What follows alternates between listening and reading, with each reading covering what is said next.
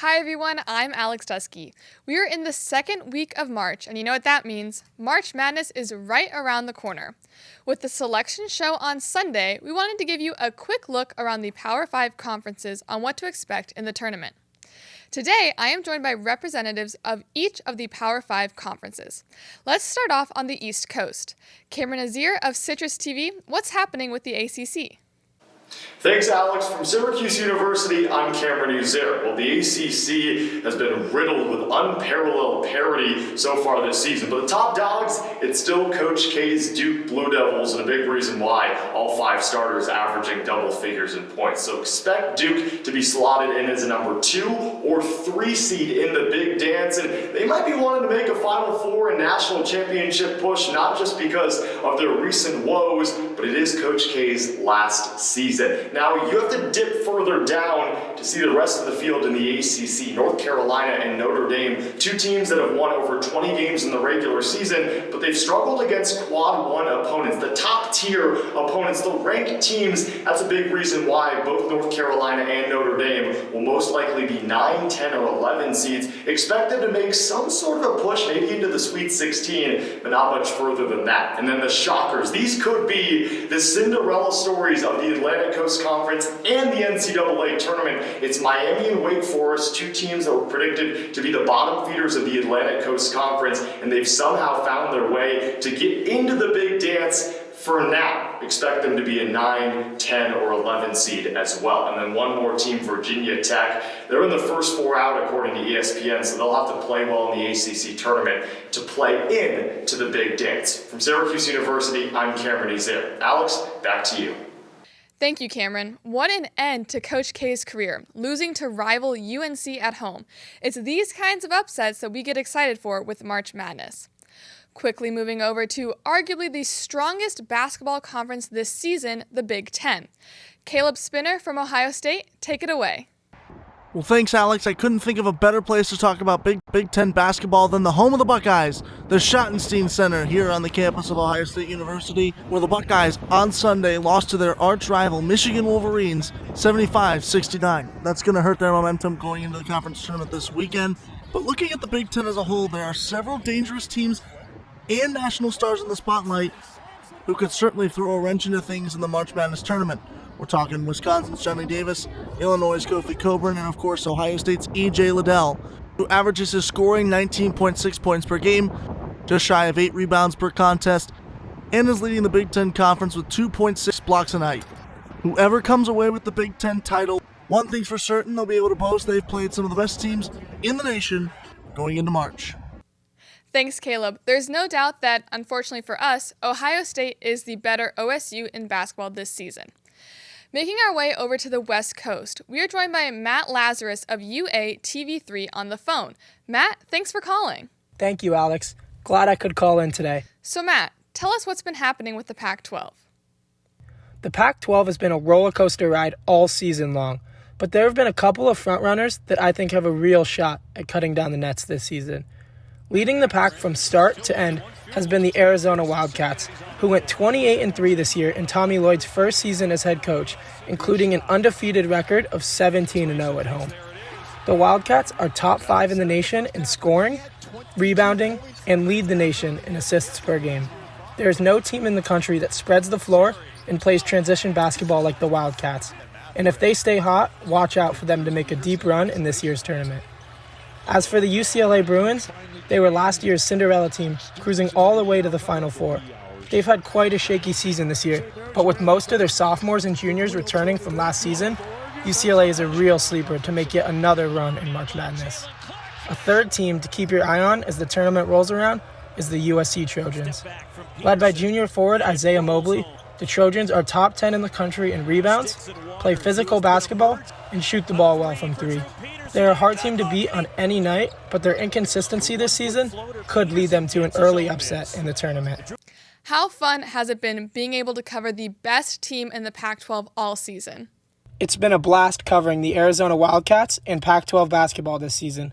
Thanks for having me on. It was great talking with you. All right, thank you, Matt. It was great talking to you. We're going to come back to the Midwest and look at the Big 12. We are now joined by our own Jace Andrews. Well, thanks, Alex. Unfortunately, the Oklahoma State Cowboys will not be participating in this year's March Madness, but the same cannot be said for the rest of the Big 12. Looking first at the defending national champions, the Baylor Bears. The Bears look to go back-to-back and be the 6th team ever in NCAA history to do so. Now, the Bears have had some injury struggles as of late, but they seem to be getting healthy at the perfect time.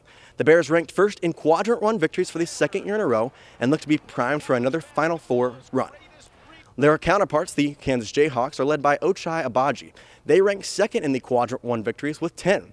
Now, the Bears and the Jayhawks split the regular season series, going 1-1, and they are both currently ranked as 1 seeds in this year's tournament. Traveling down to Lubbock, the Red Raiders seemed to be on top of the world last year with Mac McClung and Chris Beard, but now this year seemed to be lost all hope. But hope was not lost as they reached to the number 9 rank in all of college basketball. But unfortunately, their problem this year, upsets, losing to Kansas State, TCU, Oklahoma, and OSU. Now in Austin, the Longhorns look to be, for their first time ever, a true threat in the Big 12 after losing Shaka Smart and gaining Chris Beard in the head coaching category. The Longhorns, though, have been struggling this year as they have had some problems against the top 3 teams in the Big 12, going just 1-5 against those teams. Now, my final team I'll mention is the Iowa State Cyclones. The Cyclones were looking very good at the beginning of the season, but since then have just kind of fallen off a cliff. We'll see if the Cyclones can become this year's Cinderella story. Back to you, Alex. Thanks, Jace. Like you said at the top of your segment, I'm sad that the Cowboys can't continue on in the tournament, but I am glad that they got their final win here in Stillwater. Finally, let's go down to Gainesville, Florida. Ethan Curtis of WUFT joins me now. Thanks, Alex. Leading the SEC is Auburn and Kentucky, who have been on the 1-2 line for pretty much the entirety of the season since conference play started. The Tigers are led by arguably the nation's best front court in Walker Kessler and potential number 1 overall pick Jabari Smith.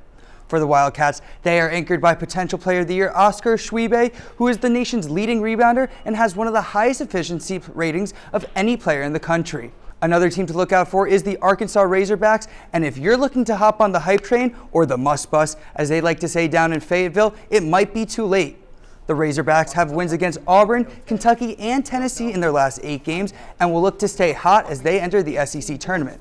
Also keep an eye on Tennessee and LSU as both of these squads are now healthy entering postseason play.